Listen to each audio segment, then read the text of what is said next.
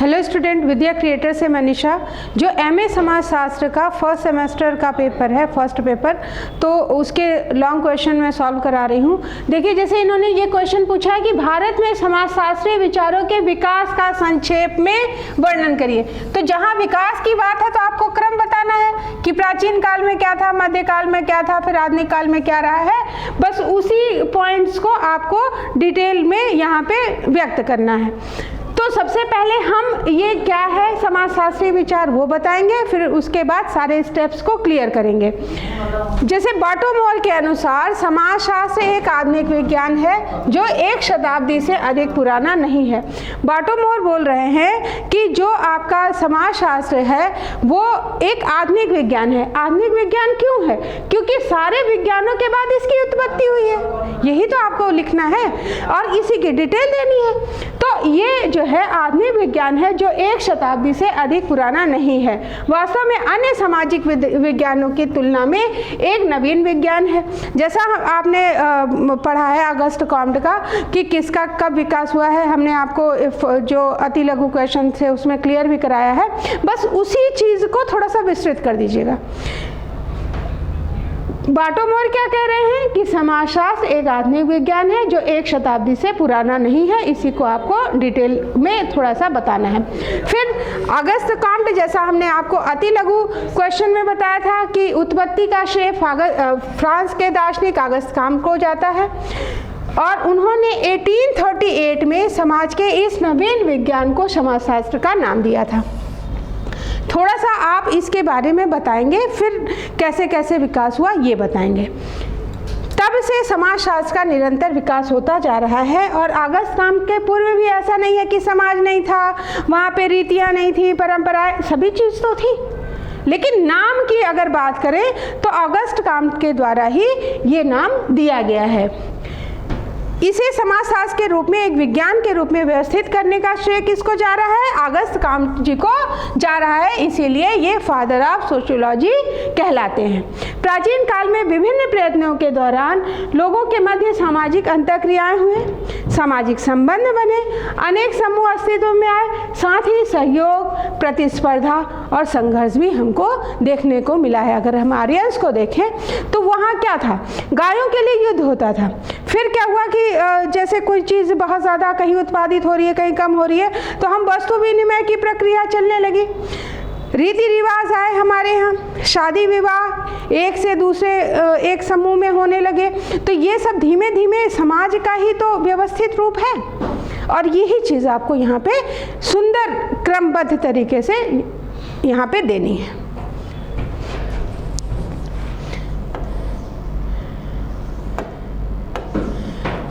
फिर उस समय भी समाज में संबंधित जो समस्याओं के विषय में लोगों ने अपने विचारों को व्यक्त किया और प्रारंभ से ही व्यक्ति अपने विशिष्ट समाज को समझने का प्रयत्न करता रहा।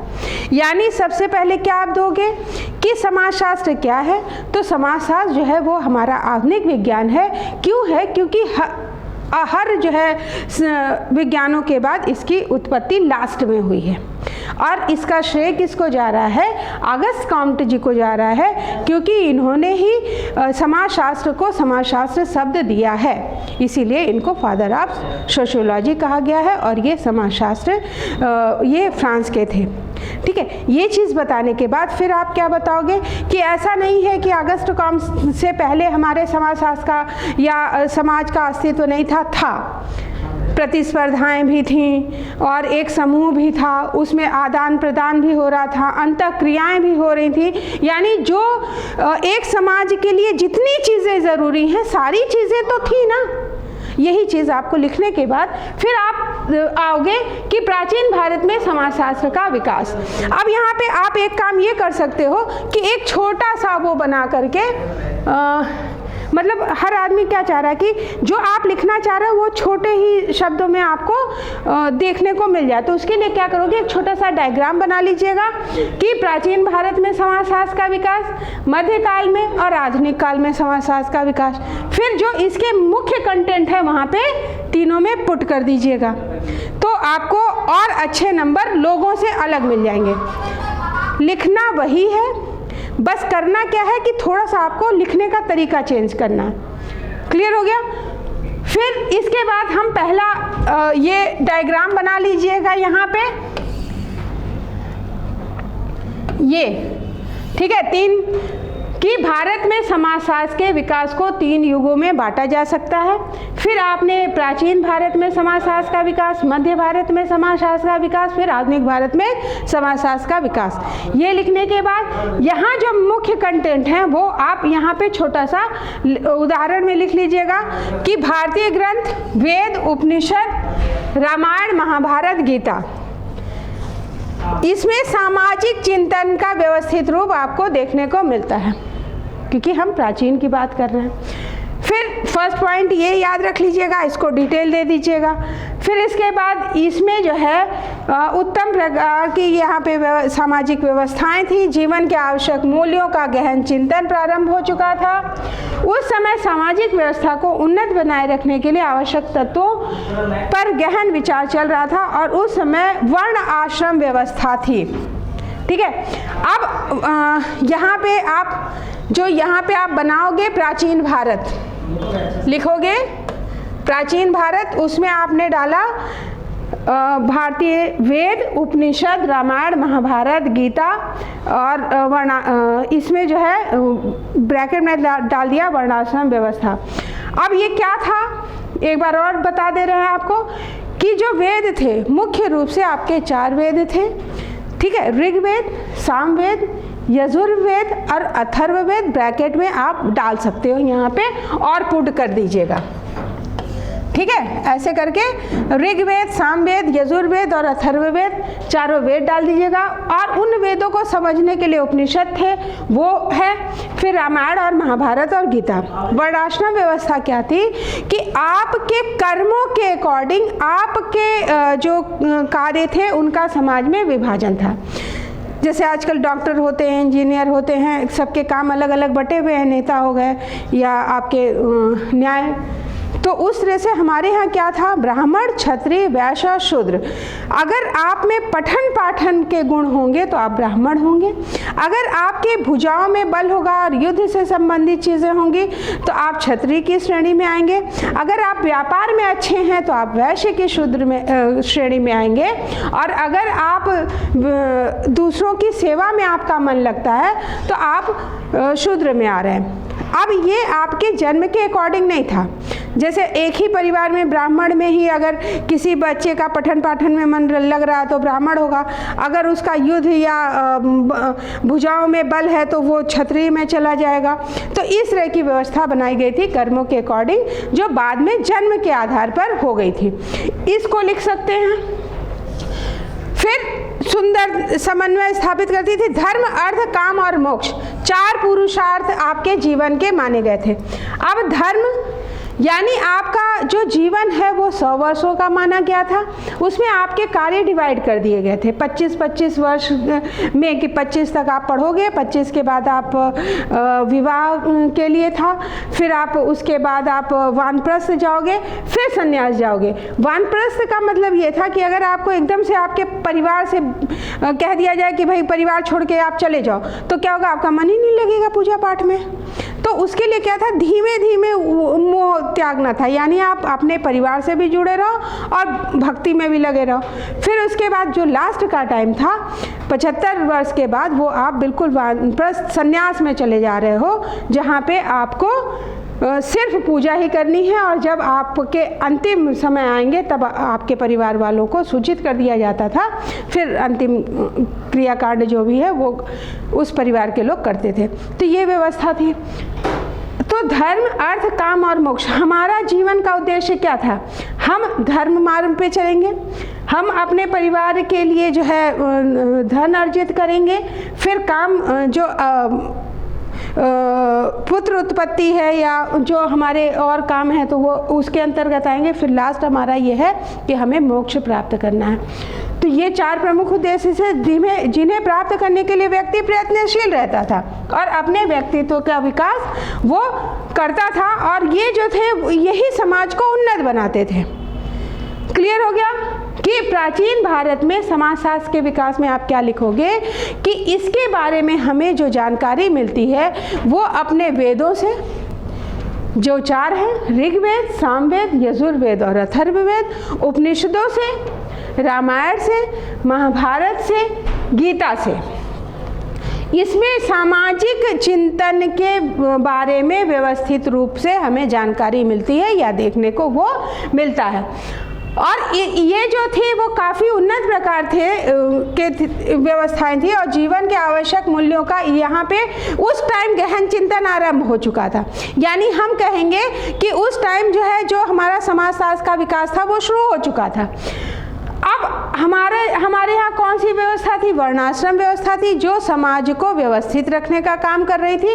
और हमारे जीवन के 4 उद्देश्य बताए गए थे, वो था धर्म, अर्थ, काम और मोक्ष। सिर्फ इन पॉइंट्स को आपको डिटेल कर देना है बस।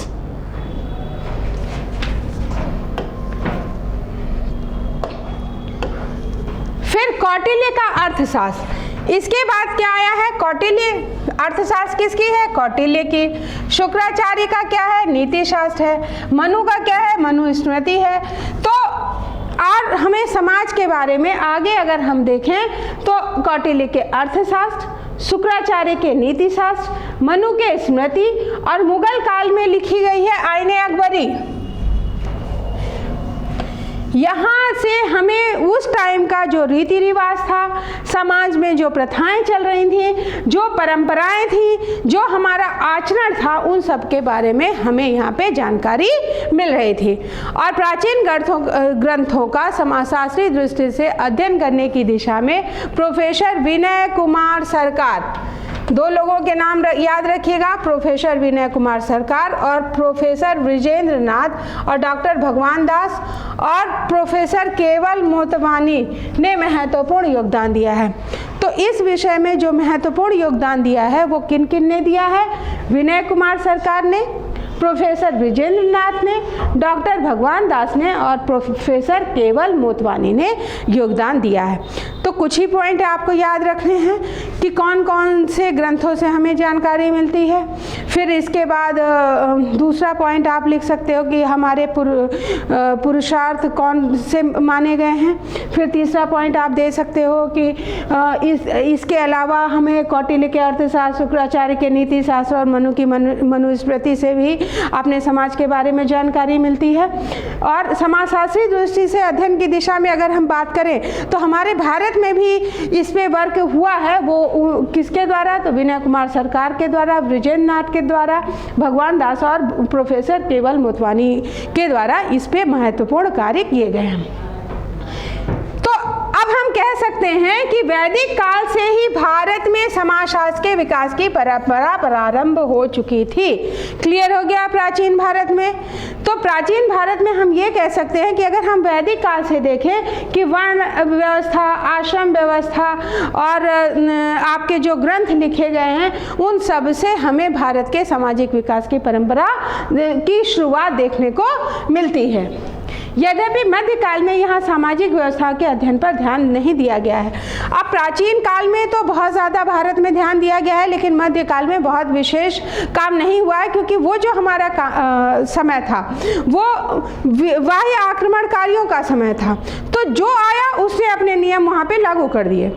तो इसका प्रभाव तो हमारे समाज पे पड़ेगा ना, हमारे ग्रंथों पे भी पड़ेगा, हमारे उत्थान में भी कहीं न कहीं क्या पूरा कह सकते हैं कि वो रुक जाएगा। तो फिर दूसरा पॉइंट हम डालेंगे कि भारत में समाजशास्त्र का औपचारिक प्रतिस्थापन युग यानी मध्य युग अगर देखें तो यूरोप में उस शताब्दी के उत्तरार्ध में समाजशास्त्र का एक व्यवस्थित विज्ञान के रूप में विकास हो गया था। अब ये ध्यान रखिएगा कि दूसरे में मध्यकाल में आप लिख लीजिएगा कि मध्यकाल में कोई सामाजिक व्यवस्था पर अध्ययन पे ध्यान नहीं दिया गया है, क्योंकि बार बार विदेशी आक्रमण हो रहे थे और हम उसी से जूझ रहे थे। तो जब उससे जूझ रहे थे तो हमें अपने समाज के बारे में और अपनी जो प्रथाएं हैं, परंपराएं हैं, उन सब के बारे में सोचने का टाइम ही नहीं मिला। तो जो आया उसने ही जिसके यहाँ जो व्यवस्थाएं चल रही थी उसी को हमारे ऊपर एक तरह से थोप दिया था। फिर भारत में समाजशास्त्र का औपचारिक प्रतिस्थापन युग अगर हम देखें कि औपचारिक रूप से प्रतिस्थापन कब हुआ है, तो यूरोप में उस शताब्दी के उत्तरार्ध में समाजशास्त्र का एक व्यवस्थित विज्ञान के रूप में विकास हो गया था, परंतु भारत में 20वीं शताब्दी के पूर्वार्ध के पहले तक ऐसा नहीं हो सका था। यूरोप की अगर बात करें तो वहाँ पे तो उस शताब्दी के उत्तरार्ध में ये काम हो रहा था समाज के लिए, लेकिन हमारे यहाँ 20वीं शताब्दी के पूर्वार्ध के पहले तक ऐसा नहीं हो सका था। ऐसा कोई विज्ञान नहीं था जो समाज का संपूर्णता से अध्ययन कर सके। यानी अगर हम देखें तो प्राचीन काल में कोई एक विशेष नाम तो दिया नहीं गया था, और ये काम अगर हम मध्यकाल में देखें तो भी नहीं हुआ था, और अगर हम औपचारिक प्रतिस्थापन युग देखें तो यहाँ भी 20वीं शताब्दी तक ऐसा कुछ भी नहीं हुआ था।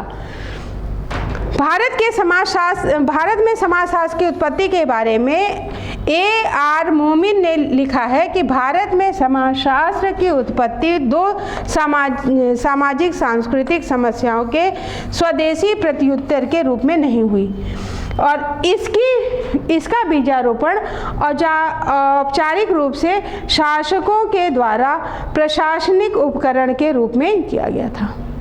ठीक है, तो ये पॉइंट आप दोगे, इसको आप याद कर लीजिएगा एज इट इज़, जो कोटेशन है वो, और इसको कोशिश करिएगा कि हाईलाइट कर दीजिएगा।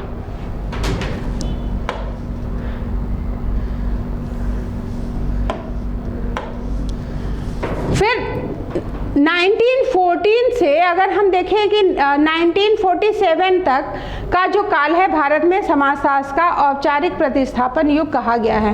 तो भारत में समाजशास्त्र का औपचारिक प्रतिस्थापन यानी इसकी जो शुरुआत है वो कब हुई थी? 1914 से 1947 के बीच, ये पॉइंट याद रखिएगा। फिर यहाँ सर्वप्रथम 1914 में बम्बई विश्वविद्यालय में स्नातक स्तर पर समाजशास्त्र का अध्ययन कार्य प्रारंभ हुआ था। तो अगर आपसे पूछा जाए, अति लघु में भी पूछा जा सकता है, लघु में भी और दीर्घ में भी, तो ये ऐड ही कर रहे हैं आप। तो अगर पूछा जाए कि सर्वप्रथम कहाँ पे आपके स्नातक स्तर पर समाजशास्त्र का अध्ययन कार्य प्रारंभ हुआ था, तो 1914 में बम्बई विश्वविद्यालय में, ठीक है, स्नातक स्तर पर पढ़ाई शुरू हो गई थी। और 1919 में ब्रिटिश समाजशास्त्री प्रोफेसर पैट्रिक गेडिस की अध्यक्षता में समाजशास्त्र विभाग की स्थापना हुई थी, और 1919 में प्रोफेसर पैट्रिक गेडिस की अध्यक्षता में समाजशास्त्र विभाग की स्थापना हुई थी। ये एज इट इज़ याद कर लीजिएगा, ठीक है, ये पॉइंट इंपॉर्टेंट है। समाजशास्त्र की स्नातकोत्तर कक्षाएं शुरू, अगर एमए की कक्षाओं की बात करें तो एमए की कक्षाएं 1921 में कलकत्ता विश्वविद्यालय में तथा लखनऊ विश्वविद्यालय में समाजशास्त्र का अध्यापन शुरू हुआ था। ठीक है, सबसे पहले बीए की जो डिग्री मिल रही थी 1914 में बम्बई विश्वविद्यालय में। फिर एमए की अगर हम देखें तो 1921 में। बम्बई में अगर देखें तो 1919 में ब्रिटिश समाजशास्त्री पैट्रिक गेडिस की अध्यक्षता में समाजशास्त्र विभाग की स्थापना हुई थी। यानी 1914 तक समाजशास्त्र विभाग नहीं बना था। कब बना है? 1919 में। और एमए कब की डिग्री कब मिलने लगी है? 1921 में। कहाँ? तो कलकत्ता और लखनऊ विश्वविद्यालय में। क्लियर हो गया? Professor GS. घुरिये तथा डॉक्टर राधाकमल मुखर्जी, ये ध्यान रखिएगा, भारत के समाजशास्त्री हैं। तो प्रोफेसर जी.एस. घुरिये और डॉक्टर राधाकमल मुखर्जी ने भारत में समाजशास्त्र के विकास में महत्वपूर्ण भूमिका निभाई है। तो अगर इस पॉइंट को ऐड कर लीजिएगा कि प्रोफेसर जी.एस. घुरिये, और इसको हाईलाइट भी करिएगा नाम, तभी आपको मार्क्स मिलेंगे। यानी जो आप कंटेंट दे रहे हैं वो दिखना भी चाहिए कि आपने कौन कौन से कंटेंट दिए। तो प्रोफेसर जी.एस. घुरिये और डॉक्टर राधाकमल मुखर्जी ने भारत में समाजशास्त्र के विकास में महत्वपूर्ण भूमिका निभाई है। और सन 1923 ईस्वी में मैसूर विश्वविद्यालय में, इस वर्ष आंध्र विश्वविद्यालयों में तथा सन 1930 में पूना विश्वविद्यालय में समाजशास्त्र विभाग प्रारंभ हुआ था। अब इसको कैसे दे सकते हो? एक के बाद एक, जैसे आप बम्बई लिख दिए, फिर इसके बाद आपने लिख दिया ये आपका हो गया कलकत्ता, और लखनऊ, फिर आपने 1923 में मैसूर, और 1930 में आप पूना, और सन ऐड करके ये भी ऐसे भी दे सकते हो ताकि ये बिल्कुल हाईलाइट आपको मिल जाए, ठीक है। ये विभाग यहाँ पे प्रारंभ हुआ है, समाजशास्त्र विभाग। इसी के साथ देश के कुछ अन्य विश्वविद्यालयों में भी समाजशास्त्र एक विषय के रूप में शुरू हो गया है और मान्यता मिल गई है उसको।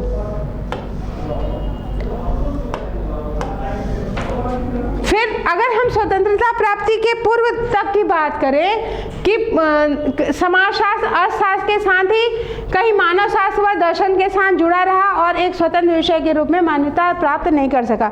यानी हम समाजशास्त्र तो पढ़ रहे थे, लेकिन कहाँ पढ़ रहे थे? ये जो है अर्थशास्त्र के साथ पढ़ रहे थे, या मानव शास्त्र के साथ पढ़ रहे थे, या दर्शन शास्त्र के साथ पढ़ रहे थे। यानी कुछ पोर्शन कहाँ कवर हो रहा था आपका अर्थशास्त्र में, कुछ पोर्शन कहाँ कवर हो रहा था मानव शास्त्र में, और कुछ पोर्शन कहाँ कवर हो रहा था दर्शन शास्त्र में, क्योंकि समाजशास्त्र की शुरुआत तो सब शास्त्रों के बाद हुई है। और एक स्वतंत्र विषय के रूप में तब तक वो मान्यता प्राप्त नहीं कर सका था। ब्रिटिश शासन में फूट डालो की नीति के कारण भारतीय समाजशास्त्र में खंडात्मक और लघु स्तरीय प्रवृत्ति ही प्रारंभिक अध्ययनों में प्रधान रही है। खंडात्मक क्योंकि हम खुद ही नहीं जुड़े थे ना, हम खुद ही अलग अलग थे, तो खंडात्मक और लघु स्तरीय अध्ययन यहाँ पे शुरू हुआ था। इस प्रवृत्ति के दोषों का उल्लेख करते हुए, अब इस प्रवृत्ति के जो दोष थे उसका उल्लेख किसने किया है? डॉक्टर योगेंद्र सिंह ने। और उन्होंने क्या कहा है कि इसके कारण भारतीय समाज की मुख्य समस्याओं जैसे राष्ट्रवाद, सामाजिक पुनर्निर्माण आदि पर कोई ध्यान नहीं दिया गया, और इस काल में ब्रिटिश अवधारणाएं और विधियां ही भारतीय समाजशास्त्रियों की आदर्श नहीं। जाहिर सी बात है कि जिसका शासन रहेगा उसी के तो नियम कानून चलेंगे, उन्हीं की तो परंपराएं चलेंगी, उन्हीं की प्रथाएं चलेंगी। तो ये सब वहाँ पे हमको देखने को मिल रहा था। और जो राष्ट्रवाद और सामाजिक पुनर्निर्माण की बात थी, भाई सामाजिक पुनर्निर्माण कैसे होगा? जब हमको स्वतंत्रता मिलेगी तभी तो हम पुनर्निर्माण करेंगे। वहाँ तो विखंडन की स्थिति चल रही थी, जैसा अंग्रेज चाह रहे थे वैसे हमारे नियम थे, वैसे हमारे कानून थे, वैसा हमारा समाज था। तो ये जो चीज़ें थी वो इस टाइम तक हमको नहीं मिल रही थी। हमारा जो मेन क्या था वो हिंदू और मुस्लिम के बीच जो और उच्च पद और निम्न पद के विरुद्ध जो चल रहे थे, वही यहाँ पे नियम सबके दिमाग में थे। फिर स्वतंत्र भारत में समाजशास्त्र का व्यापक प्रसार शुरू हुआ। भाई हम स्वतंत्र हुए तब हमने देखा कि हमें क्या क्या चेंजेस करने हैं अपने समाज के अंदर, ताकि हमारा समाज अगर बढ़ेगा तभी हमारे राष्ट्र का उत्थान हो सकता है। तो जब हमको स्वतंत्रता मिली है 1947 में, तो स्वतंत्रता प्राप्ति के बाद यह युग प्रारंभ होता है और स्वतंत्र भारत का समाजशास्त्र अमेरिका के समाजशास्त्रियों का पिछलग्गू बन गया। अब हम स्वतंत्र तो हो गए, लेकिन फिर भी हम किसके पिछलग्गू बन गए? अमेरिकी समाजशास्त्रियों के। अमेरिका के सैद्धांतिक दृष्टि से समाजशास्त्री अनुसंधान के निष्कर्षों का राजनीतिक व प्रशासनिक उपयोग किया जाता था। अब यहाँ पे जो अमेरिका के सैद्धांतिक दृष्टिकोण थे वो हम अपना लागू कर रहे थे, तो वहाँ की कंडीशन अलग है, वहाँ की व्यवस्थाएं अलग है, हमारी व्यवस्थाएं अलग है, तो वो कैसे यहाँ पे सही हो सकती थी? अब उसी के अनुसार हम निष्कर्ष निकाल रहे थे, राजनीतिक और प्रशासनिक उपयोग के लिए उसका उपयोग कर रहे थे। और पद्धति शास्त्रीय दृष्टि से वह संकुचित व लघु क्षेत्रों में अध्ययन में रुचि रखता था। स्वतंत्र भारत में भी समाजशास्त्र के ये दोनों प्रवृत्तियां ही दिखाई दे रही थी। हम स्वतंत्र हो गए थे तो भी हम किसको देख रहे थे? जो ब्रिटिश काल में हमारी प्रवृत्तियां चल रही थी वही।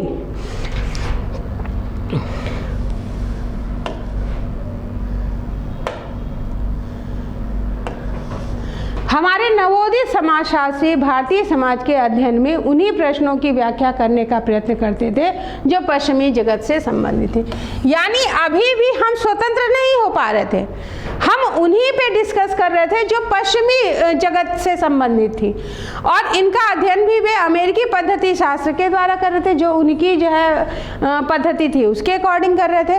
तो इस युग में समाजशास्त्र को देश के विभिन्न विश्वविद्यालयों में एक व्यवस्थित स्वतंत्र विषय के रूप में मान्यता प्राप्त हुई, और इसके अध्ययन अध्यापन की ओर लोगों का ध्यान गया, और वर्तमान में देश के आधे से अधिक विश्वविद्यालयों में समाजशास्त्र विभाग की स्थापना हो चुकी है। अब इसके बाद क्या हुआ कि हमने समाजशास्त्र को देश के विभिन्न विश्वविद्यालयों में पढ़ाना शुरू किया, एक अलग विभाग की स्थापना करी, और अगर हम वर्तमान में देखें तो मोस्टली सारे विश्वविद्यालयों में आपको ये सब्जेक्ट का अलग विभाग देखने को मिलेगा, और राजकीय और अराजकीय महाविद्यालयों में भी BA MA स्तर पर समाजशास्त्र का अध्यापन कार्य चल रहा है। और वर्तमान समय में अनेक विश्वविद्यालयों में समाजशास्त्र से संबंधित शोध कार्य भी हो रहे हैं, और साथ ही समाजशास्त्र के विकास की दृष्टि में कुछ शोध संस्थान भी प्रारंभ किए गए हैं। ठीक है, ऐसे संस्थानों में institute of social sciences Agra, ये याद कर लीजिएगा कौन कौन से हैं, Tata institute of social sciences Bombay, JK institute of sociology एवं सोशल वर्क्स लखनऊ, और IIT कानपुर आदि प्रमुख हैं, और वर्तमान समय में कृषि विद्यालयों से भी ये संबंधित हैं।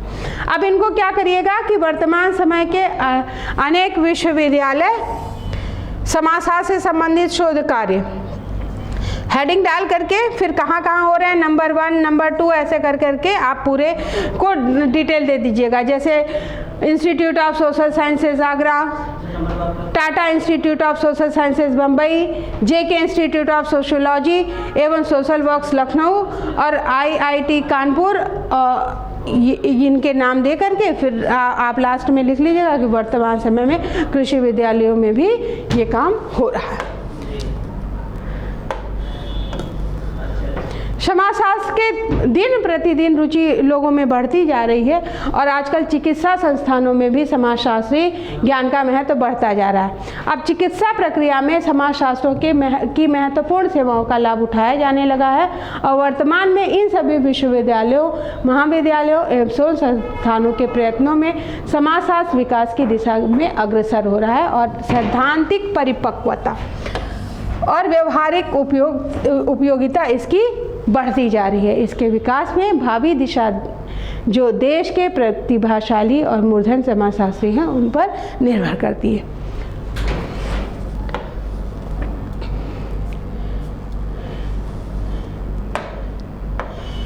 यानी भारत में समाजशास्त्रीय विचारों का विकास आपको संक्षेप में बताना है। ठीक है, तो आप क्या बताओगे कि सबसे पहले समाजशास्त्र क्या है, इसकी उत्पत्ति कहाँ से हुई है, भारत में इसका क्या महत्व रहा है, वो बताने के बाद फिर आप हेडिंग डालोगे। 3 भागों में बांटा गया है, तो फर्स्ट, सेकंड, थर्ड आप प्राचीन काल, मध्यकाल और आधुनिक काल, ये हेडिंग डालोगे।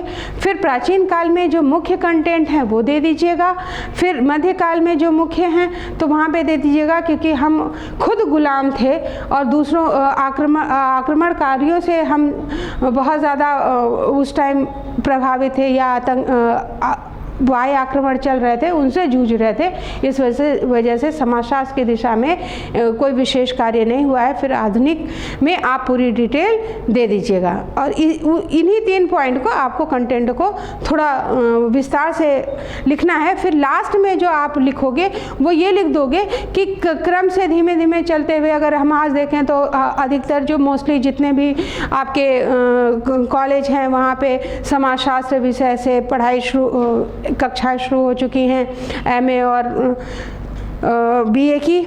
हर जगह विभाग अलग अलग बन गए हैं, और कौन कौन सी जो हमने 5 इंस्टीट्यूट बताए थे उनका नाम मेंशन कर दीजिएगा, और फिर लास्ट में एंड कर दीजिएगा।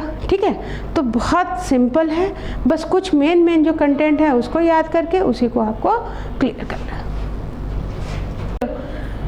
फिर सेकंड क्वेश्चन है, स्पेंसर के सामाजिक उद्विकास की आलोचनात्मक जो है वो परीक्षण आपको करना है, यानी उनके बारे में बता के किस किस ने उसकी आलोचना करी है ये भी बताना है। अब सबसे पहले समझ लेते हैं उद्विकास क्या है। उद्विकास का कि ये मतलब है कि अगर कोई जन्म ले रहा है, जैसे जब हमने जन्म लिया है तो निरंतर हमारे अंदर परिवर्तन होता आ रहा है, यानी पहले हम झुक के चलते थे, फिर हम खड़े हुए, फिर और खड़े हुए, हमारी जो हाथ पैर थे वो और सॉफ्ट हुए, पहले लंबाई बहुत थी, धीमे धीमे कम हो रही है, यानी जिस चीज़ की हमारी ज़्यादा ज़रूरत है उस हिसाब से हम यहाँ पे सरवाइव कर रहे हैं एक तरीके से। तो निरंतर एक क्रम में परिवर्तन हो रहा है। तो ये जो है आपका सामाजिक उद्विकास के सिद्धांत के अंतर्गत आएगा। उद्विकास, विकास मतलब आगे बढ़ना, यानी यहाँ पे जो सामाजिक परिवर्तन के संबंध में इसका प्रयोग होगा, और समाजशास्त्र में सामाजिक उद्विकास जो है वो सामाजिक परिवर्तन के संबंध में प्रयोग किया गया है। तो किसके संबंध में प्रयोग किया गया है? सामाजिक परिवर्तन के। और यह सामाजिक अध्ययन का एक महत्वपूर्ण अंग है। अगर हम समाज का अध्ययन करते हैं तो अगर हम सामाजिक उद्विकास की बात नहीं करते हैं तो कहीं ना कहीं वो अधूरा रह जाएगा। उद्विकास का संबंध उस वृद्धि या परिवर्तन से है जो वस्तुओं के आंतरिक गुणों के कारण, ध्यान रखिएगा कौन सा गुण है? अंदर का गुण है, के कारण होता है। जैसे अगर हम कर ले कि हम कर सकते हैं या एक मोटिवेशन अपने अंदर करते तो अंदर परिवर्तन हो रहा है। जैसे हमारी जो हड्डियां हैं वो सीधी हो रही हैं, हम सीधे खड़े होना शुरू करे हैं। या इसको कह सकते हैं कि जैसे हम पहले झुक के चलते थे, फिर हम सीधे खड़े होकर के चलना शुरू कर दिए, फिर हमारे जो पैरों का विकास है वो अलग तरीके से हुआ। तो ये जो एक क्रम में चल रहा है निरंतरता से, और आंतरिक गुणों के कारण ये परिवर्तन हो रहा है। तो जब हम निरंतरता के साथ ये जो दिशा में भी परिवर्तन करते हैं तो वही आपका उद्विकास कहलाता है। बस इतनी चीज़ें याद कर लीजिएगा। उद्विकास आंतरिक शक्तियों द्वारा होने वाला परिवर्तन है और यह सामाजिक प्रक्रिया है और एक निश्चित दिशा में होती है। प्रकृति में गुणात्मक होती है और तथा संरचना एवं कार्यों से संबंधित होती है। प्रकृति की अगर हम बात करें तो गुणात्मक होगी, यानी नेचर के साथ अच्छी ही चीज़ें आएंगी हमारे अंदर। तो ये जो है, जैसे छोटा सा बच्चा जब जन्म लेता है तो धीमे धीमे एक निरंतरता के साथ उसके अंदर चेंजेस आते हैं और आंतरिक चेंज आ रहा है, जिसका हमें अगर हम साथ में हैं तो हमें पता नहीं चलता है। ठीक है, सिर्फ हम उसको महसूस कर रहे हैं या हम देख रहे हैं। तो और कैसे परिवर्तन हो रहा है? एक निश्चित क्रम में, निश्चित दिशा में और आंतरिक परिवर्तन, वही उद्विकास है। सिर्फ इतना ध्यान रखिएगा, उसी को डिटेल करना है।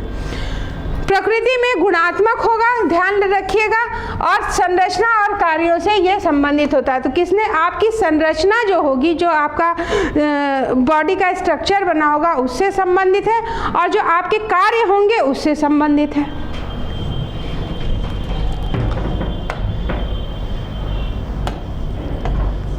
फिर डार्विन के उद्विकास के सिद्धांत के आधार पर स्पेंसर ने सामाजिक अध्ययन में उद्विकास का सिद्धांत लागू किया।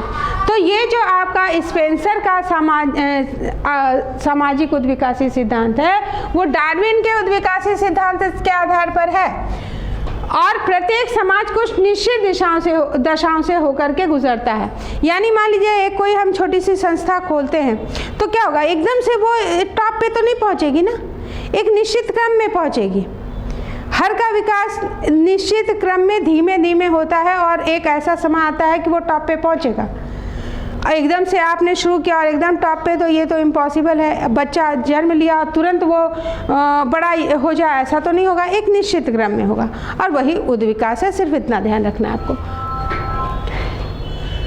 इस सिद्धांत के अनुसार प्रत्येक समाज कुछ निश्चित दशाओं से होकर के गुजरता है। कुछ निश्चित दशाएं होती हैं जिसके अनुसार उसको गुजरना ही होता है, और इस प्रकार का परिवर्तन जिसके विभिन्न स्तर किसी वस्तु के बदले हुए विभिन्न रूपों को स्पष्ट करते हैं।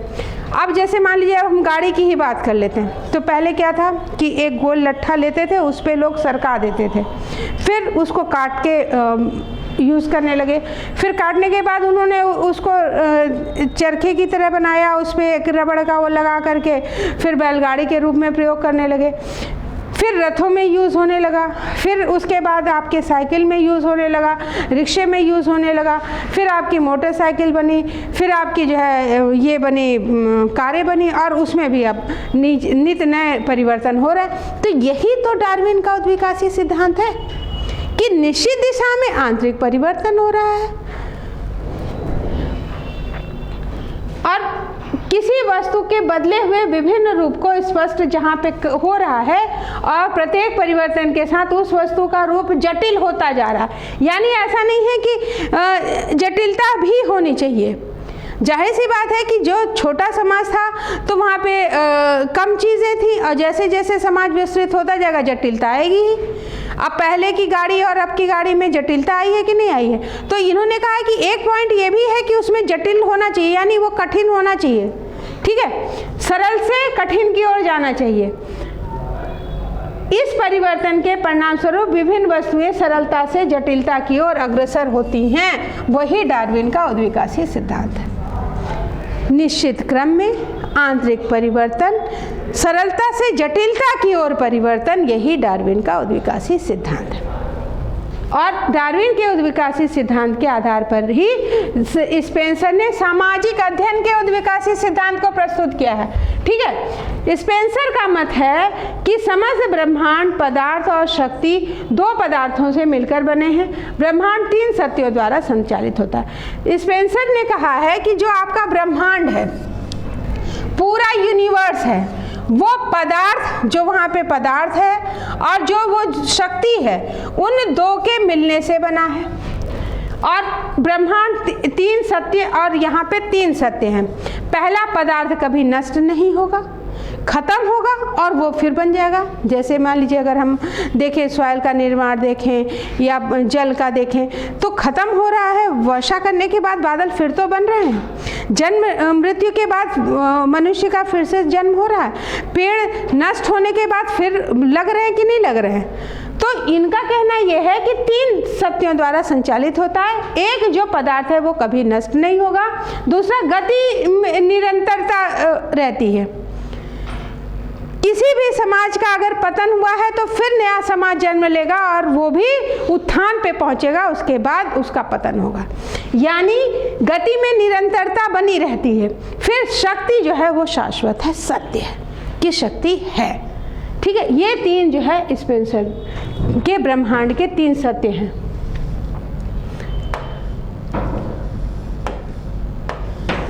पदार्थ और गति दोनों शक्ति के दो पहलू हैं और संसार इन दोनों के संतुलन से चलता है। इन्होंने कहा कि अगर पदार्थ और शक्ति दोनों जो है अगर संतुलित हैं तो आपका जो संसार होगा वो चलेगा। और गति पदार्थ को गतिशील बनाए रखती है, और जो गति है वो पदार्थ को वो किसको बनाए रखेगी? गतिशील बनाए रखेगी। पदार्थ को काटने, पीटने, जलाने आदि से वह कभी नष्ट नहीं होता, परंतु रूपांतरित हो सकता है।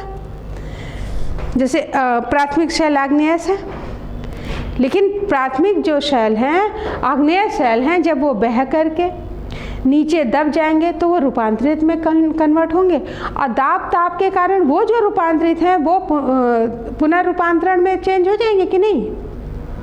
ठीक है, तो ये कह रहे हैं कि जो आपका पदार्थ है वो कभी नष्ट नहीं होगा, पदार्थ हमेशा रहेगा। हाँ, ये हो सकता है कि अगर उसको जला दिया जाए, उसको पीट दिया जाए, उसको काट दिया जाए तो उसके रूप में परिवर्तन हो जाएगा। स्पेंसर ने डार्विन के दो नियमों, अस्तित्व के लिए संघर्ष और योग्यतम जीवित रहना को भी अपनाया है। और डार्विन के दो और नियम है, अस्तित्व के लिए संघर्ष, यानी अगर आपको यहाँ जिंदा रहना है तो आपको उसके लिए संघर्ष करना ही पड़ेगा, और अपनी बॉडी को या अपने आप को उसके अकॉर्डिंग ढालना ही पड़ेगा। जैसे अगर आपको भेज दिया जाए रशिया जाए, बहुत ठंडा हो रहा है, तो क्या करोगे आप अपनी बॉडी को उसके अकॉर्डिंग तैयार करोगे, नहीं तो मर जाओगे। तो या तो जीवित रहने के लिए आप संघर्ष करिए, नहीं तो आप खत्म हो जाइए। तो ये किसने बोला है कि अस्तित्व के लिए संघर्ष आपको करना ही पड़ेगा, और योग्यतम जीवित रहना को भी अपनाया है। यानी अगर आप में योग्यता है तभी आप जीवित रह सकते हैं, यहाँ सरवाइव कर सकते हैं। नहीं तो बहुत सारी समाज थे जो ख़त्म हो चुके हैं, बहुत सारे जीव हैं जो सरवाइव नहीं कर पाए तो वो ख़त्म हो गए हैं।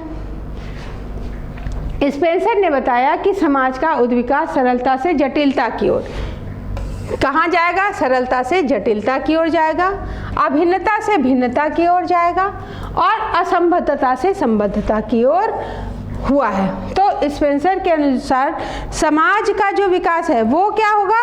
सरल से जटिल की ओर ही तो होगा। किसी का भी विकास अगर हम देखें तो सरल से जटिल की ओर ही तो होगा, किसी का भी। एक सिंपल अगर हम कुर्सी भी बनाते हैं तो पहले हम सरल तरीके से बनाएंगे, फिर उसमें और चेंज करके सुंदर बन जाए, देखने में अच्छी लगे, आरामफुल, तो क्या होगा? उसमें जटिलता आएगी कि नहीं आएगी जब 4-5 चीज़ें और जोड़ दे रहे हैं। तो वही इनका ये है कि जो समाज है वो उद्विकास सरलता से जटिलता की ओर हुआ है, अभिन्नता से भिन्नता की ओर हुआ है और असंबद्धता से संबद्धता की ओर हुआ है। प्रारंभ में व्यक्ति अकेला था, एक छोटा सा परिवार था, उसकी ज़रूरतें कम थी, और जैसे जैसे विकास बढ़ेगा तो जटिलता आएगी कि नहीं आएगी? आएगी। तब हमें एक कानून की ज़रूरत पड़ेगी, एक उसके संरक्षक राजा की ज़रूरत पड़ेगी, और राजा के नियमों का पालन कराने के लिए एक पूरी यूनिटी चाहिए होगी, भाई सेनापति भी चाहिए होगा, और न्याय के लिए भी सैनिक चाहिए होंगे जो बल प्रयोग कर सकें, या उस व्यवस्था को देखने के लिए भी हमें अलग अलग डिपार्टमेंट चाहिए होंगे। तो जैसे जैसे समाज बढ़ता जाएगा जटिलता आती जाएगी। यही तो उद्विकास है, बस इसी को आपको क्लियर करना है। श्रम विभाजन के साथ विभिन्नता बढ़ी और जटिलता में भी वृद्धि हुई। स्पेंसर का मत है कि सामाजिक उद्विकास के दौरान व्यक्तियों और समूहों के बीच संघर्ष भी रहता है। अगर उद्विकास होगा तो जाहिर सी बात है कि समूहों के बीच संघर्ष होगा, और इस संघर्ष में वही व्यक्ति या समूह बचे रहेंगे जो अधिकाधिक अनुकूलन कर लेते हैं। जो उसके अकॉर्डिंग नहीं चल पाएगा वो नष्ट हो जाएगा। अब मान लीजिए बारिश होगी या भूकंप आएगा, ये तो ज्वालामुखी उद्गार होगा, पृथ्वी आपकी अस्त व्यस्त अगर हो रही है तो सरवाइव जो कर पाएगा वही प्राणी यहाँ पे रहेगा, वही उद्विकास है। जो नहीं कर पाएगा वो नहीं रहेगा। प्रारंभिक समाज में विभिन्न अंग अस्पष्ट थे और उनके कार्य घुले मिले हुए थे। यह स्थिति अनिश्चितता की थी।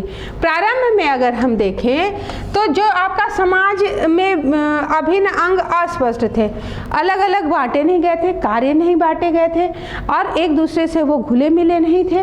और ये कौन सी स्थिति रहेगी? अनिश्चितता की। कर दिया नहीं किया।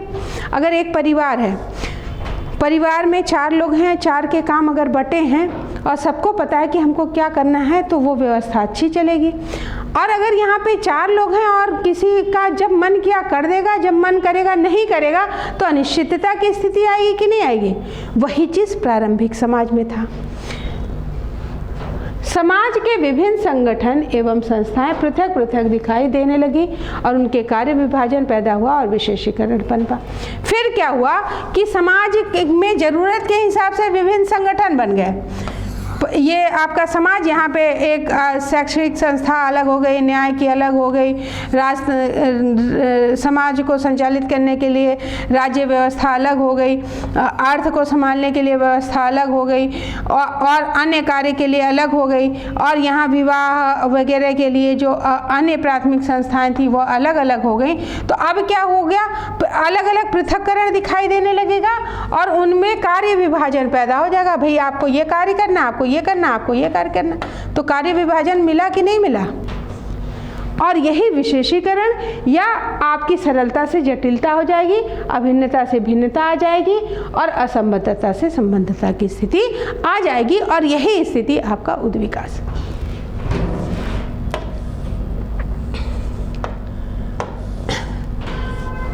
प्रारंभ में सामाजिक, आर्थिक, धार्मिक, राजनैतिक और सांस्कृतिक कार्य किसी एक संगठन व संस्था से संबद्ध थे। भाई एक संस्था थी वो उसको करती थी। अब धीरे धीरे क्या हो गया? जब बढ़ने लगा, विस्तृत होने लगा, तो कार्यों को करने वाली अलग अलग संगठन और संस्थाएं बनी, और इससे समाज में जटिलता व विभिन्नता में वृद्धि हुई। साथ ही विभिन्न संस्थाओं की पारस्परिक निर्भरता बढ़ गई और एक दूसरे पे निर्भरता भी बढ़ेगी। भाई अब मान लीजिए मकान बनाना है आपको, ईंटा चाहिए, ईंटा कहीं तो तैयार होगा, कोई तो अपनी मिट्टी देगा, पानी देगा, आग के लिए भट्टी बनाएगा, और उसको करने के लिए मजदूर चाहिए होंगे, मजदूरों के लिए आने जाने के लिए व्यवस्था होगी, फिर वो आपके निश्चित गंतव्य स्थान पे पहुंचाया जाएगा, फिर उसके साथ सीमेंट भी चाहिए, सरिया भी चाहिए, और भी चीज़ें तो चाहिए, मकान सिर्फ ईंट से तो बनेगा नहीं, उसको बनाने वाले स्पेशल मिस्त्री चाहिए, मिस्त्री की हेल्प के लिए लोग चाहिए, और जो छत वगैरह डालने के लिए या बल्ली वगैरह के लिए कोई लकड़ी वाला चाहिए। तो क्या हो रहा है यहाँ पे, सिंपल तरीके से समझ लीजिए कि पहले क्या था कि हमने जो है डंडी ली और गाड़ा और घास फूस लिया और टांग लिया, तो वो तो हम अकेले कर सकते थे, लेकिन अब हम क्या है, सरलता से जटिलता की ओर जा रहे हैं। अब शीशा भी लगना है, टाइल्स भी लगनी है, ऊपर फॉर सीलिंग भी होनी है, तो क्या एक व्यक्ति कर सकता है? नहीं कर सकता है। तो हम क्या है, जटिलता से हम क्या किधर आ रहे हैं, सरलता से जटिलता की ओर आ रहे हैं कि नहीं? और साथ में हम जो है इसमें क्या हो रहा है, कार्य विभाजन, श्रम विभाजन भी पाया जाएगा कि आप ये कर लो, आप ये कर लो, ये करेगा, ये करेगा। अब जो नल की फिटिंग करेगा वो आपकी वायरिंग तो नहीं कर देगा, या जो शीशा लगाएगा वो लकड़ी का काम तो नहीं करेगा ना, क्योंकि उसको उसमें योग्यता ही नहीं है। तो यही चीज़ ये बता रहे हैं कि जो आपका समाज है वो धीमे धीमे सरलता से जटिलता की ओर जा रहा है, और निरंतर परिवर्तन हो रहा, आंतरिक परिवर्तन हो रहा, यही उद्विकास है। बस इसी को आपको डिटेल करना है बस। स्पेंसर ने लिखा है कि प्रारंभ में कोई भी सामाजिक संगठन अस्पष्ट होता है, धीरे धीरे उसमें विकास अधिक स्पष्ट होता चला जाएगा, प्रथाओं में स्थायित्व आ जाएगा और कानून का रूप धारण कर लेंगे, और जो प्रथाओं में जब स्थायित्व आ जाएगा तो वही कानून का रूप धारण कर लेती हैं। इस प्रकार समूह की सामाजिक संस्थाएं प्रारंभ में एक दूसरे से मिली जुली लगती हैं, किंतु कालांतर में एक दूसरे से स्पष्ट दिखाई देती हैं। इसको आप एज इट इज़ याद कर लीजिएगा, क्योंकि कोटेशन है वो आपको याद करना है, और इसको ब्लैक पेन से लिखिएगा या अंडरलाइन कर लीजिएगा, हाईलाइट कर दीजिएगा बस। आदिम समाजों में हमें विभिन्न संस्थाओं का अभाव दिखाई देता है। अगर हम आदिम समाज की बात करें तो विभिन्न जो संस्थाएं हैं उनका अभाव दिखाई देता है, और उनमें प्रकार्यात्मक विभेदीकरण भी नहीं था, यानी कार्य में अलग अलग विभेदीकरण नहीं था, कार्यों में विभेदीकरण नहीं था कि तुम ये करोगे, तुम ये करोगे, तुम ये करोगे, ऐसा विभाजन नहीं पाया जाता है। किंतु जब नवीन परिवर्तनों के कारण उनमें श्रम विभाजन और विशेषीकरण पनपेगा। भाई अगर हम सोशियोलॉजी पढ़ाने का काम कर रहे हैं, हम अच्छा कर लेते हैं, तो कोई ज़रूरी थोड़ी ना कि हम मैथ्स अच्छा पढ़ा लेंगे, या जो मैथ्स अच्छा पढ़ा लेगा वो कोई ज़रूरी थोड़ी ना कि हिस्ट्री अच्छा पढ़ा लेगा। तो विशेषीकरण है ना, और ये कब पाया जाएगा? वो आधुनिक समाजों में पाया जाएगा।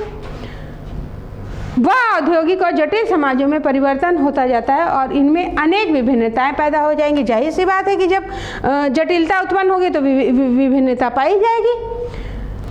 जटिल समाज की विभिन्न संस्थाओं और संगठनों में पारस्परिक निर्भरता भी पाई जाएगी। अब ये कोई ज़रूरी नहीं है कि आप अगर मैथ्स अच्छा पढ़ा लेते हो तो डिपेंडेंसी थोड़ी ना, एक दूसरे से पे डिपेंड तो रहोगे ही।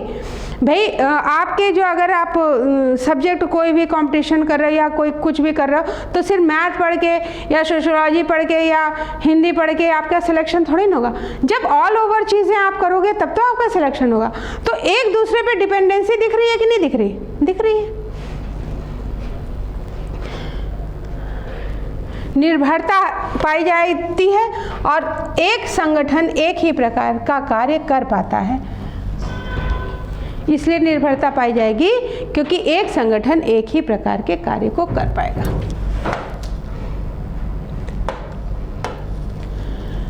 अतः अन्य कार्यों के लिए दूसरे संगठनों पर ही निर्भर रहना पड़ता है, और उद्विकास की यह प्रक्रिया जो है वो धार्मिक, यानी जो पूजा पाठ करा रहा है, धर्म से संबंधित चीज़ें बेच रहा है, तो धार्मिक में आर्थिक, राजनैतिक, पारिवारिक, सामाजिक और सांस्कृतिक आदि सभी क्षेत्रों में ये पाया जाएगा उद्विकास की प्रक्रिया। क्लियर हुआ? सामाजिक उद्विकास की आलोचना करी गई है। स्पेंसर ने सामाजिक उद्विकास को संबद्ध रूप में प्रस्तुत किया है, किंतु विद्वानों ने इसकी आलोचना करी। अब क्या करी है? उद्विकासवादियों का यह कहना सत्य नहीं है कि सभी समाजों का उद्विकास एक ही प्रक्रिया द्वारा हुआ है। जैसे जो उद्विकासी सिद्धांत है वो ये कह रहा है कि समाजों का उद्विकास एक ही प्रक्रिया से हुआ है, ऐसा कोई ज़रूरी नहीं है। भाई हर जगह की टर्म्स और कंडीशंस अलग हैं, तो अलग अलग तरीके से उद्विकास होगा। प्रत्येक समाज अलग अलग परिस्थितियों की देन है, अतः सभी समाजों का उद्विकास एक ही प्रक्रिया से मानना तर्कसंगत नहीं है। तो पहला पॉइंट क्या देंगे कि समाजों का उद्विकास एक ही प्रक्रिया द्वारा नहीं हुआ है, पहली आलोचना। ठीक। दूसरी है, उद्विकासियों ने प्रत्येक समाज के उद्विकास के समान स्तर माने हैं, जो सही नहीं है। दूसरी आलोचना समान स्तर पे करी गई है, तो ये कोई ज़रूरी नहीं है कि हर के स्तर एक ही हों, अलग अलग भी तो हो सकते हैं। ठीक है।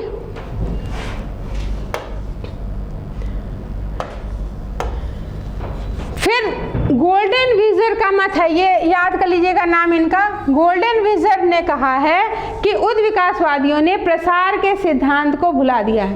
प्रसार क्या हुआ? जैसे मान लीजिए आप बम्बई गए, आप वहाँ की भाषा, वहाँ का खान पान, वहाँ के रीति रिवाज, वहाँ के पहनावे न चाहते हुए भी आपके अंदर वो चीज़ आ जाएंगे। आप अमेरिका चले गए, या अमेरिकन यहाँ आ गए, या यूरोपियंस यहाँ पे आ गए, तो हमको कुछ देंगे तो हमारी कुछ चीज़ें लेंगे भी तो ये भी तो एक कारण हो जाएगा उद्विकास का, जिसके बारे में वहाँ पे आपको कोई जानकारी नहीं मिली है। तो एक आलोचना प्रसार के सिद्धांत पे भी करी गई है। तीसरा ये हो गया, जब दो समाज और संस्कृतियाँ परस्पर संपर्क में आती हैं तो वे सांस्कृतिक तत्वों का आदान प्रदान करती हैं, जिससे संस्कृति समृद्ध हो जाती है।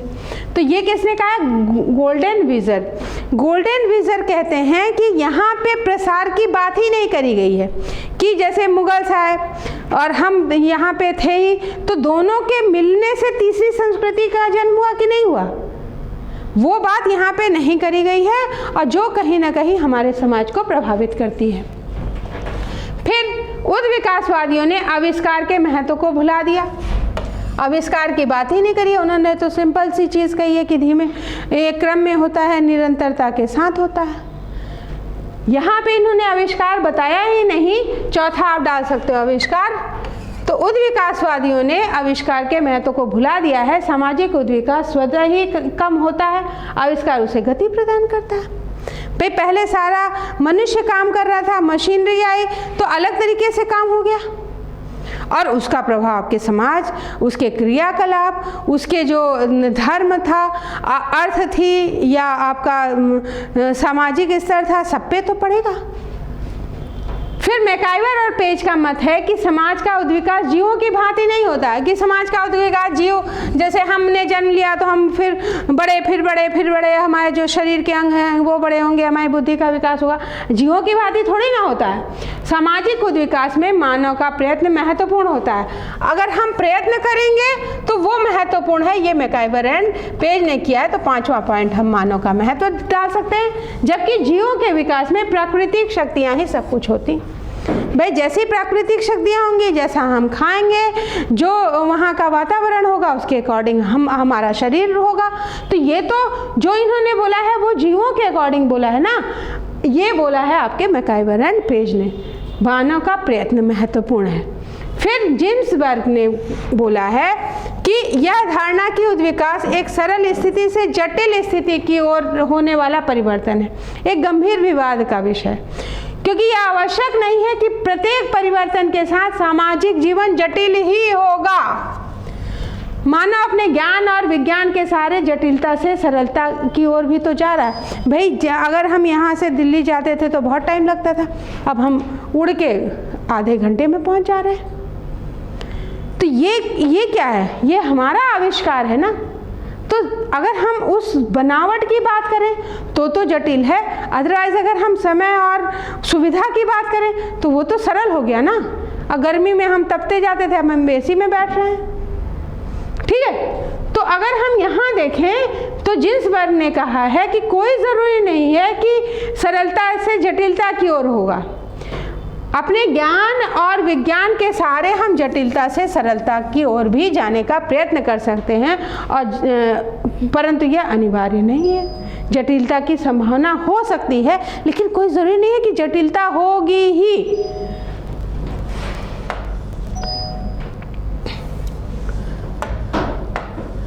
फिर उद्विकासवादियों की अध्ययन पद्धतियां दोषपूर्ण हैं। ये बोला गया है कि इनकी जो अध्ययन की पद्धति है वो दोषपूर्ण है। ये 6 पॉइंट, क्योंकि इन्होंने जो है आलोचना की बात करी है, आलोचना पे हमको विशेष ध्यान देना है। तो आप क्या करिएगा, इसको अंडरलाइन कर लीजिएगा, मेन चीज़ें। ये आराम तलब वैज्ञानिक थे, उन्होंने अनुमान को ही प्रधान माना है, या इनका कहना है कि इनकी जो पद्धति है वो दोषपूर्ण है, क्योंकि ये इनको आराम पसंद था। तो उन्होंने अनुमान को ही प्रधान मान लिया कि अनुमान लगा दिया और वही प्रधान है। अनुमान को प्रधानता दी है, ये आलोचना करी गई है। फिर उद्विकास आंतरिक शक्तियों के कारण होता है, जिसका उल्लेख इस विद्वान ने नहीं किया है। उद्विकास जो है वो आंतरिक शक्तियों के कारण होता है, इसका उल्लेख इनके द्वारा नहीं किया गया है। नेडल का मत है कि उद्विकास उन अवधारणाओं में से है जिनका प्रयोग द्वारा सिद्ध नहीं किया जा सकता। ये पॉइंट मत लिखिएगा, ठीक है। नेडल का मत है कि उद्विकास उन अवधारणाओं में से है जिसको प्रयोग द्वारा सिद्ध नहीं किया जा सकता।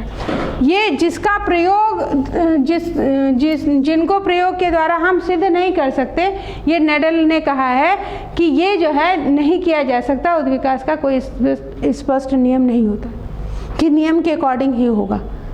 तो स्पष्ट नियम नहीं है तो प्रयोग द्वारा हम सिद्ध नहीं कर सकते, नेडल ने कहा है। आगबर्न उद्विकास की अवधारणा को अधिक महत्वपूर्ण नहीं मानते हैं, और उन्होंने लिखा है कि उद्विकास ने वंशानुक्रम के नियम के उपलब्धि के प्रयास, सामाजिक संस्थाओं के विकास एवं परिवर्तन तथा चयन में थोड़ा सा ही सार्थक और महत्वपूर्ण परिणाम प्रस्तुत किया है। अगर हम इन सारी आलोचनाओं को देखें तो आलोचनाओं के बावजूद भी उद्विकास की आवश्यकता ने समाज एवं संस्कृति में होने वाले परिवर्तनों का अध्ययन करने में महत्वपूर्ण योगदान दिया है। सबने आलोचना तो करी है, लेकिन अगर हम देखें तो इसका महत्वपूर्ण योगदान है समाज और संस्कृति में होने वाले परिवर्तनों को देखना। इस सिद्धांत से यह स्पष्ट होता है कि समाज एक लंबे और क्रमिक उद्विकास का परिणाम है, यानी एक दिन में नहीं बना है, धीमे धीमे क्रम से इसका निर्माण हुआ है। तो इसलिए ये हमारे लिए महत्वपूर्ण है। फिर नेक्स्ट क्वेश्चन देखते हैं कि औद्योगिक क्रांति के प्रभावों का संक्षेप में वर्णन करिए। औद्योगिक क्रांति क्या थी? कि औद्योगिक क्रांति ये थी कि मशीनों का प्रयोग होने लगा। पहले क्या था कि एक छोटे घर में और उसी परिवार के लोग उद्योग धंधे कर रहे थे और अलग अलग चीज़ें हो रही थी, समय भी ज़्यादा लग रहा था, अच्छा उत्पादन नहीं हो पा रहा था। अब जब औद्योगिक क्रांति आएगी तो क्या होगा,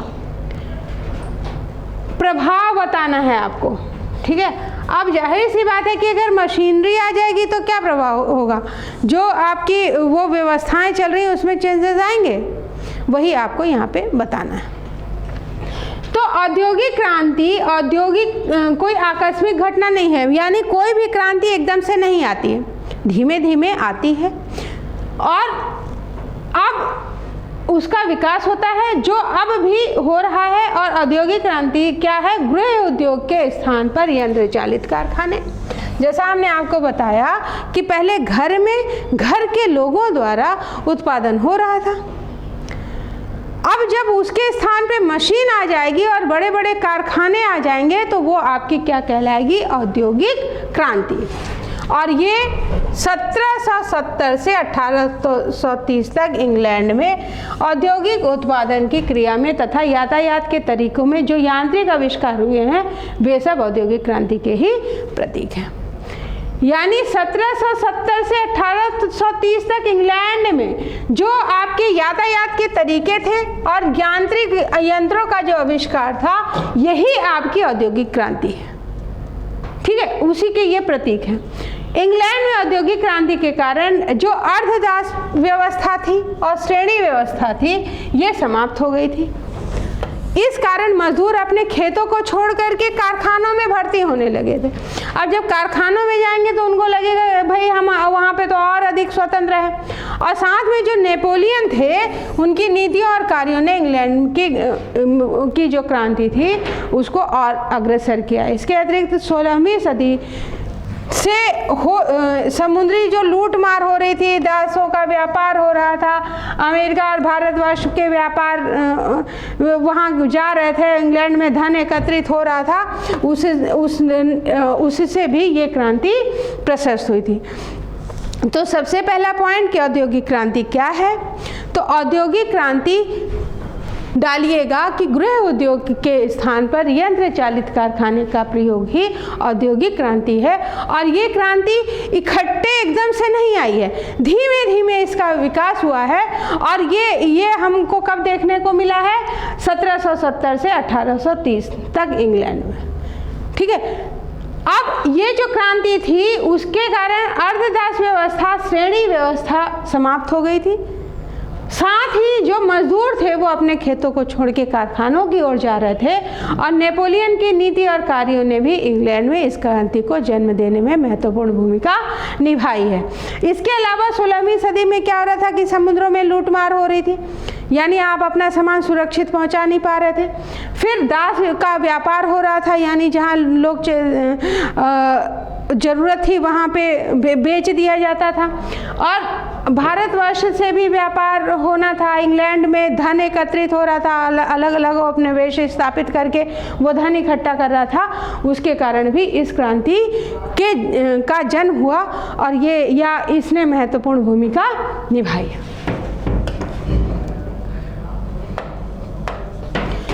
कृषि संबंधी यांत्रिक क्रांति इंग्लैंड में व्यापार द्वारा बहुत पूंजी का प्रयोग कृषि के क्षेत्र में हुआ है। अब कृषि संबंधी क्या हुआ कि मान लीजिए हम ऐसे खोदें खेत को और बीज करें, उत्पादन कम होगा, समय ज़्यादा लगेगा। वही हम हल बैल से करें तो भी समय ज़्यादा लगेगा। अगर हम वही ट्रैक्टर से करने लगे तो समय जो है और आपका बचेगा और जल्दी काम होगा। अगर हम उसमें यांत्रिक का प्रयोग करके सफाई करने लगें या और चीज़ें करने लगें तो क्या होगा, समय की भी बचत होगी और उत्पादन में भी वृद्धि होगी। तो यही जो है इसमें क्या है, इंग्लैंड में व्यापार द्वारा बहुत पूंजी का प्रयोग कृषि के क्षेत्र में हुआ। और औद्योगिक क्रांति से पूर्व यहाँ पर परंपरागत तरीकों से कृषि की जाती थी। औद्योगिक क्रांति जब नहीं आई, जैसे हमारे यहाँ क्या है कि खेतों से ज़्यादा तो मेड़ वाले क्षेत्र हैं। अगर सीधे पूरे खेत को एक साथ मिला करके खेती करी जाए तो समय भी कम लगेगा और मशीनों को भी टाइम मिलेगा। भाई ऐसे क्या है, अगर ट्रैक्टर को आप घुमाइए तो कुछ खेत ऐसे हैं जहाँ पे उनसे तो आप जुताई कर ही नहीं सकते हो।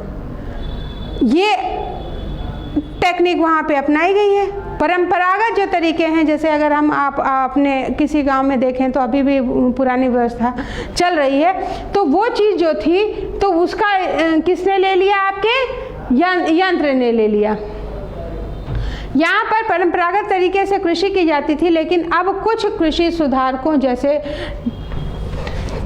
टाउनशेड तथा आर्थर यंग ने उन्नत व वैज्ञानिक कृषि से लोगों को अवगत कराया और उन्नत कृषि द्वारा इंग्लैंड का ग्राम्य समाज समृद्ध हुआ। जाहिर सी बात है कि उत्पादन बढ़ेगा तो समृद्धि आएगी। अब इंग्लैंड यांत्रिक क्रांति की ओर रुख करने लगा, पहला पॉइंट। दूसरा क्या है, यांत्रिक क्रांति। 18वीं शताब्दी के पूर्वार्ध से ही उद्योग धंधों में नवीन यंत्रों का प्रयोग किया जाने लगा और 1733 में जॉन के ने एक उड़ती इरकी बनाकर कपड़े चुनने के क्षेत्र में क्रांति का आगाज किया। फिर 1764 में जेम्स हारग्रीव्स ने स्पिनिंग जेनी बनाई और इसके पश्चात 1779 में सैमुअल क्रॉम्पटन ने एक नया चरखा बनाया। अब इस चरखे से क्या है कि सूत अधिक मजबूत व तेजी से काता जा सकता था, पतला भी होता था। हाथ से कताई और इससे कताई दोनों में अंतर होगा, ठीक है। तो ये इस चीज़ों ने भी आपकी औद्योगिक क्रांति में महत्वपूर्ण काम किया। तो ये याद रख लीजिएगा जरा नाम, ठीक है, ये इम्पोर्टेंट है। फिर 1785 में बुनाई के क्षेत्र में एडवर्ड कार्टराइट ने जल शक्ति से चलने वाले पावर लूम का आविष्कार किया था। अब लोहे व कोयले के युग का प्रारंभ हो गया और इस क्रम में 1764 में जेम्स वाट ने भाप शक्ति का इंजन प्रयोग किया। अब मान लीजिए कहीं जाना था, ट्रेन से जाइए, ज़्यादा लोग कम समय में चले जा रहे हैं, तो कहीं ना कहीं उसका प्रभाव आपके समाज पे तो पड़ेगा ना। और जहाजी जो अब तक चप्पुओं और पालों के द्वारा चलते थे, अब भाप के इंजनों से चलने लगे, तो अब दूरी भी आप ज़्यादा कर सकते हो। और उसमें आप जो है जो समुद्री डाकू हैं उनसे निपटने के लिए हथियार भी रख सकते थे। पहले क्या था कि हाथी से तो चलाना था, कितना चलाओगे और कितनी दूर चलाओगे। फिर अगर तेज थपेड़े या मौसम खराब हुआ तो उसके डूबने के चांसेस ज़्यादा रहते थे, इसके तो कम रहेंगे।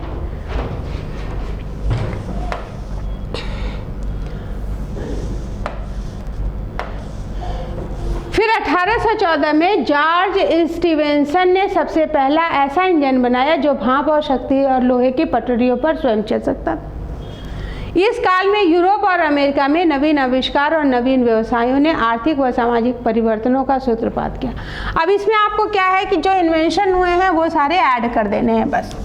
फिर औद्योगिक क्रांति के परिणाम क्या हुआ? यांत्रिक क्रांति के फलस्वरूप जिन उद्योग धंधों का विकास हुआ उससे यूरोपीय समाज में आर्थिक, सामाजिक और राजनीतिक जीवन में भी परिवर्तन होगा। जाहिर सी बात है होगा, क्योंकि एक छोटे से कार्य का हर क्षेत्र पे प्रभाव पड़ता है।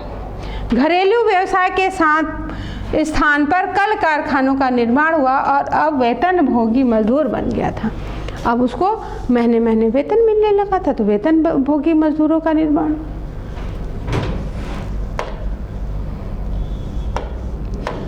फिर औद्योगिक क्रांति से औद्योगिक नगरों का विकास होगा। जाहिर सी बात है कि जहाँ पे उद्योग लगे होंगे वहाँ लोग बसना शुरू कर देंगे। नगरों और कस्बों का सुविधाओं के साथ जो है विकास होने लगेगा। तो क्या होगा? ग्रामीण मजदूर पलायन करने लगेंगे। भाई उनको पता है कि अगर हम कृषि में 4 लोग लगे हैं और पैसा कमा रहा है तो हमको अगर बाहर जा रहे हैं तो हमको पैसा ज़्यादा मिलेगा, तो हम वहाँ पे पलायन करेंगे। तो जहाँ रहना शुरू करेंगे तो वहाँ पे क्या होगा? नगर और कस्बे बसने लगेंगे और आपके औद्योगिक नगरों का भी विकास होगा। 18वीं शताब्दी में मैनचेस्टर की जनसंख्या जो सिर्फ 45,000 थी वो 1840 तक बढ़ करके 3 लाख से अधिक हो गई। क्यों? इसका कारण था आपकी औद्योगिक क्रांति। क्लियर हो गया? फिर औद्योगिक क्रांति से सामाजिक व्यवस्था पर व्यापक प्रभाव पड़ेगा। नगरों में पहुंचे हजारों मजदूर के रहने की व्यवस्था मालिकों ने कोई अगर ध्यान नहीं दिया और छोटे छोटे तंग मकानों में जिसमें हवा, प्रकाश, पानी की कोई व्यवस्था नहीं रहेगी, सफाई का समुचित व्यवस्था नहीं रहेगी और मजदूरों के काम के घंटे नियत नहीं होंगे, तो क्या था? मालिक उनसे 16 घंटे काम लेता था। स्त्रियों व बच्चों को भी भरपूर शोषण किया जाता था, जिससे पारिवारिक जीवन आपका विघटित तो हुआ औद्योगिक क्रांति के कारण। ये भी आप पॉइंट लिख सकते हैं।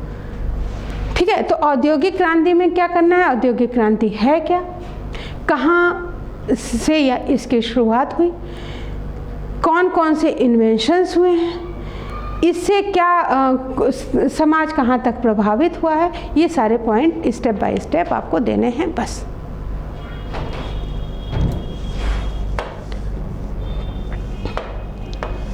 फिर औद्योगिक क्रांति का सामाजिक संगठन पर भी प्रभाव पड़ेगा। भाई हम तो एक पता चला कि उत्तराखंड का है, दूसरा यूपी का है, तीसरा एमपी का है, चौथा झारखंड का है, वहाँ आपके एक कुटुंबी तो है नहीं, तो उनके नियम अलग हैं, दूसरे के नियम अलग हैं। तो यहाँ पे क्या होगा कि सामाजिक संगठन पर भी प्रभाव पड़ेगा और वर्ण भेद उत्पन्न हो जाएगा। नया जो आएगा वो वर्ण भेद होगा। मध्यकाल में समाज 3 श्रेणियों में विभक्त था। कौन कौन सा था वो? पहला सामंत, पादरी और सर्वसाधारण जनता। क्रांति के फलस्वरूप पूंजीपतियों और मजदूरों का एक नया वर्ग यहाँ पे उपस्थित हो गया। इसके साथ ही नवीन परिस्थितियों ने मध्य वर्ग के विकास में भी योगदान दिया। पहले क्या था, दो वर्ग मुख्य थे, एक आपका था पूंजीपति और मजदूर। इससे पहले क्या था, तीन श्रेणियां थी, सामंत, पादरी और सर्वसाधारण।